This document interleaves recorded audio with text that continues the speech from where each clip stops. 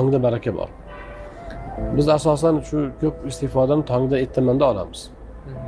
Vaqtdan. Afsuski hozir juda ko'p talabalar aksincha. Kechasi bilan yurib, saharga kelganda uxlaydi. Keyin eng barakali paytda yotib uxlab o'tkazib, bu keyin soat 9 da turib olib, keyin sekin ishni o'qishni boshlaydi. Bir ajoyib hikmat bor keltiriladi kitobda. Ko'rmaysanmi? It 10 talab tug'adi. Biroq uning go'shtini yemaydi musulmon o'lkasida, lekin ko'paymaydi. Ammo qo'y bitta uzoq ikkita tug'adi, lekin haqiqat qarasang qo'y.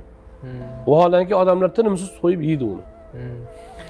Qo'yda nega baraka bor, itda nega baraka yo'q desa, it kechasi bilan yurib sahar uxlar ekan. Qo'y sahar uxlamas ekan.